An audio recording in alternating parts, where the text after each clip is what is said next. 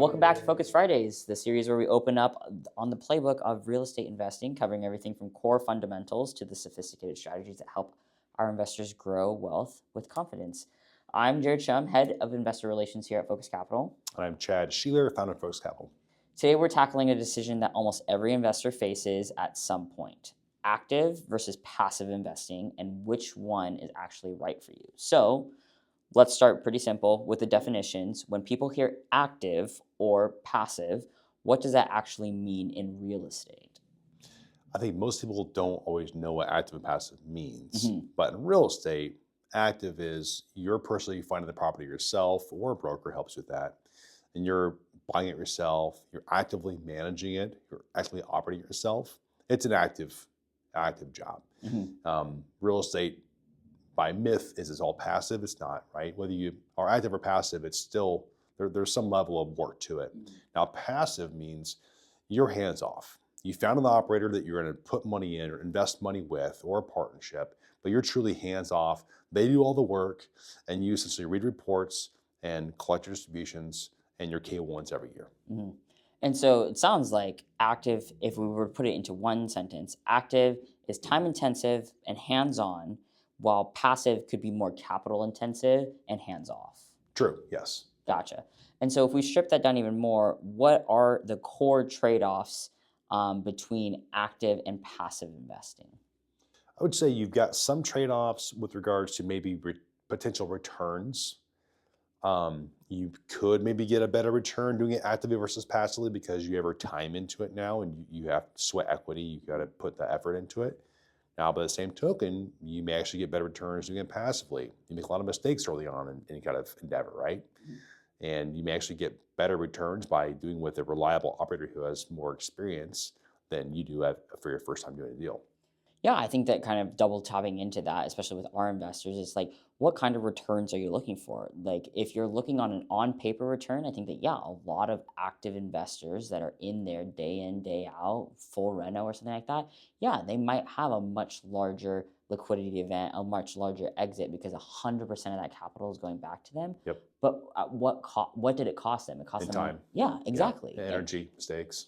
And what most of our passive investors are looking for, based off of conversations that we've had internally, aren't looking just for cash flow. They're looking to buy back their time and making their money work for them instead of having to work for their money. And so I think that that's another trade-off of like larger return on paper, but it evens out pretty well. It's just those are the trade-offs. It's like, what are you putting in and getting out? Yeah, I mean, some people want to have all the control on a deal. And if you're doing it passively, you have less control. Yeah. You don't have any control at all, really. Right? You control who you choose to put your money with, but as far as how the deal operates, how it goes, decisions to be made there, that's your hands off on purpose, right? To buy your time back. Yeah, let's kind of double tap into that a little bit. Like when it comes to profiles, we'll start with active because you were talking about like if someone wanted more control. Who does active investing like actually usually make sense for? What's the typical profile of someone that's like, this is the right path for you? I can answer this because we've had a lot of investors who have done it actively in the past and now are going passively. I would say active is somebody who maybe has a really flexible job and they don't really work full time.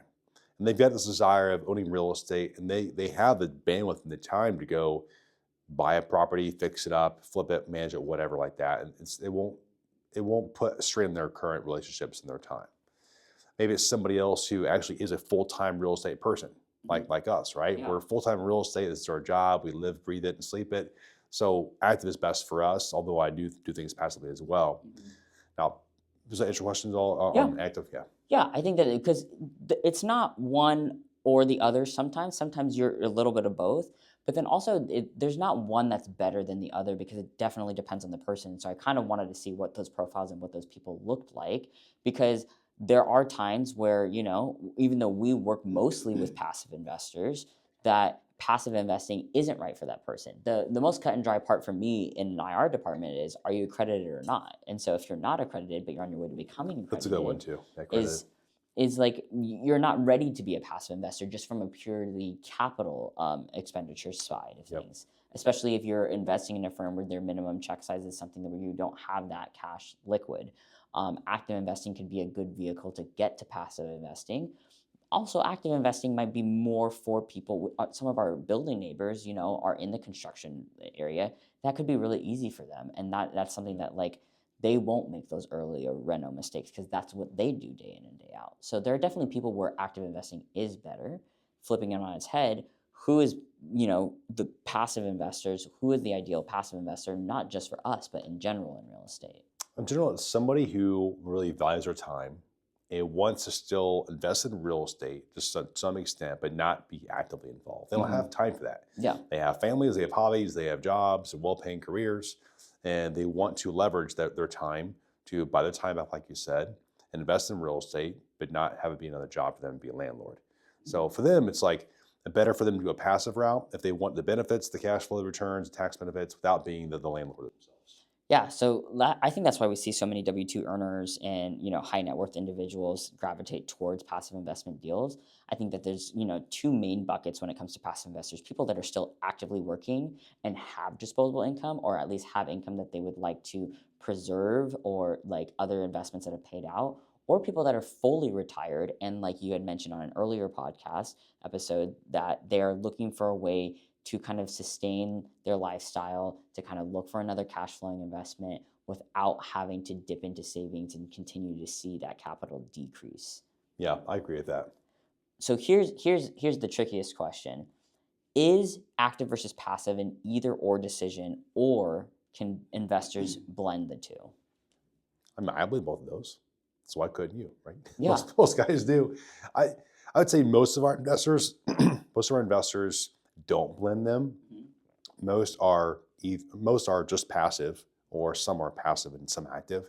Now, some people as well, they have bandwidth to do it actively. They have the bandwidth, but they can't find any more good deals for them actively. So putting money to work in something, passive or not, is still better for them. So they'd rather put money to work somewhere into a passive investment because we found a different deal that may look more attractive to them than they could find on their own. Gotcha. So if someone is listening and trying to decide today, how do you think they should go about that decision? Are there internal questions that they should ask? What's the filtering process? How do they kind of evaluate where they're at to be able to decide, oh, active or passive is right for me right now? I think it's two decisions. One is the time. How much time do you have? Do you have enough time to find a property, manage it, deal with mistakes? Number two is, do you have the financial wherewithal, or do you have the accreditation status to be accredited to do a passive investment? If the answer is no to either one of those, then it's active for you.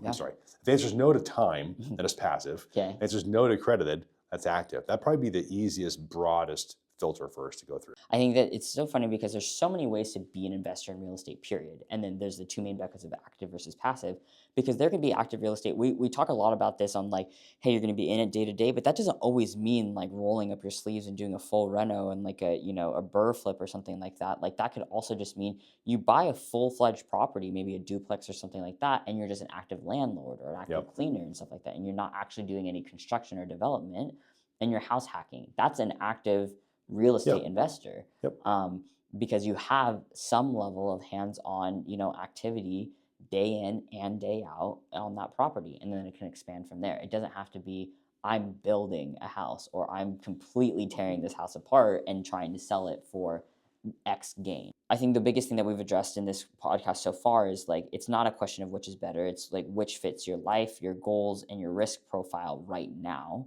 and then where do you want to be? That can change. Yeah, and that can change. So when you first started out in, investing in real estate, did you start out as an active investor, or did you start out passively automatically? I was passive at first to kind of learn how this whole thing went. I was in the middle of my research phase and learning phase, and I did 3 passive investments as an LP and some development deals in Phoenix, Arizona. And those went pretty well, and bought my first active deal later on. So it was, for me, it was passive at first. Okay. But I also had a full-time job I was very busy at. So you started off passive. Did you ever dip your toe into the active world and then go back to passive, or now you're a full-time operator? Where did that transition kind of happen? So I do very different ones today, to where things that are complementary to Focus Capital's core business, things that are maybe active adult communities, industrial complexes. So things that I couldn't do on my own, I'll do an LP investment in those, but active in our own current business here. and this will be, a little bit of fodder for a future episode when we talk about operators, but you also invest alongside all of our LPs in all of our deals currently. So there's those investments that you're doing, which you're technically both filling the role of active and passive, um, because you're getting passive gains as an LP investor, but then you're actively hands in the property every day as an operator, as the founder of Focus Capital. So that there's another way, especially if you Yeah, start a syndicate, that's an example. Yeah. of how you can be both an active and passive investor. Well, it's you kind of have to do that in this world. Like you can't just like go do a deal syndicated and not put your money in the deal. You got to Yeah. skin in the game. Come on. There are people that do I it, know there and are. Yeah. and I think that that's something that's important. And again, this is going to be great content for another episode that we'll do a deeper dive into. But when evaluating someone, are they in the trenches with you? Are they alongside you? Are they eating their own dog food, for lack of a better term? Like, because you can't just evaluate a firm's performance on how many deals they've done, or how long they've been around, or how many investors they have, whether they're active investors or former investors. It's also like, do they walk the walk? Have they done this before? Or are they just really good at raising capital?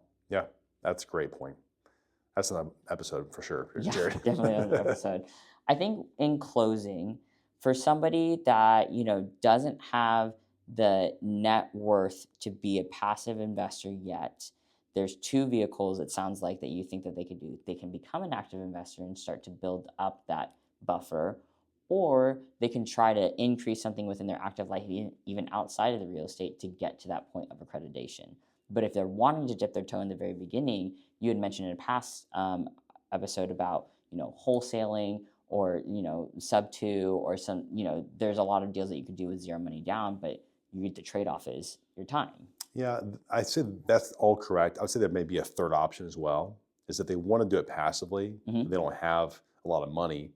Define what not a lot is, but they could do a non-accredited syndication as well, to where they could get it for maybe 25, 50 grand if there's those deals out there. And they're not very common at all, because most are 100K minimum plus, accredited people only. But I'd say, but what you said was absolutely right. Like that would be the best two options to go for.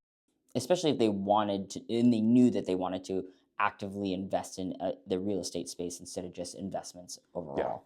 I think the last thing that I would have is, like, because that kind of piqued my curiosity. Like, I hear, as a professional, know what unaccredited syndications are and stuff like that. But for those of people that don't know what it is, could you give a brief overview? And then how do you even find a deal like that? Like, if I only have 25K, I can't make that's a fourth of what the minimum check size is here. Even if I wanted to invest, I couldn't. So how do I look for those other things to hopefully build up that nest egg? Yeah, looking for those opportunities that are passive that would be for non-accredited people and accredited.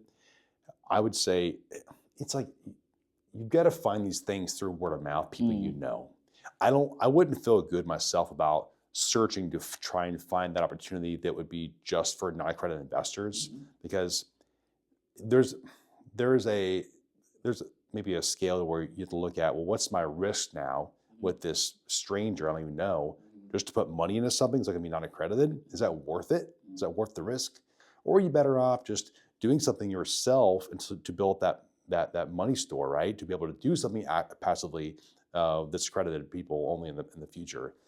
If that makes sense, hopefully it did. But yeah, I think it's less risky to do something yourself if you don't have that readily available opportunity. There's ways to syndicate as an unaccredited investor. I think that might be a myth that we're kind of debunking on this, is that everything that we've talked about so far has been an accredited investor raise, because that's what we do here at Focus Capital. But there are raises and syndicates that allow for investors that are unaccredited. It's just, different type of paperwork, different type of process and stuff like that. And like you were saying, it's a little bit riskier if you're trying to search those out, because the definition of being able to raise from those people, at least from our side, is it has to be a past relationship. It does. We can't be searching out for people and with the intention of them investing. It has to be someone that we already had some previous connection to. And so that's going to be a double-edged sword, that you already know the person and stuff like that, so that kind of can take care of that one red flag that you talked about. But then also it's like, how big is that raise going to be? What is the upside? What are the risks? And how are those risks being mitigated in that fund versus, a fully accredited fund?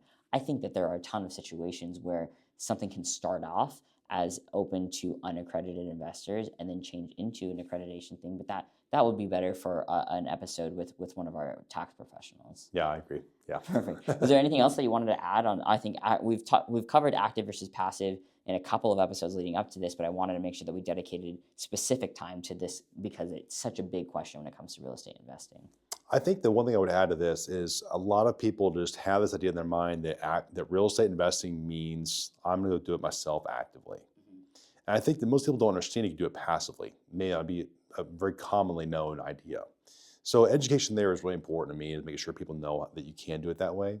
But also people may also think that active investing is just hands off. And it's far from the truth.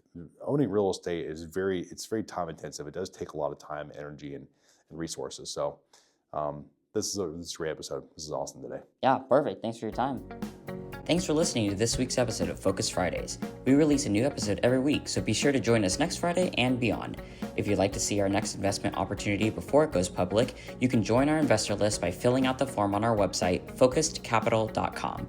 If you have any inquiries about what we've covered on our podcast, general real estate investing questions, or suggestions for the show, we'd love to hear from you. Feel free to reach out to us anytime by emailing us at investors@focusedcapital.com. Take care, and we'll see you next week.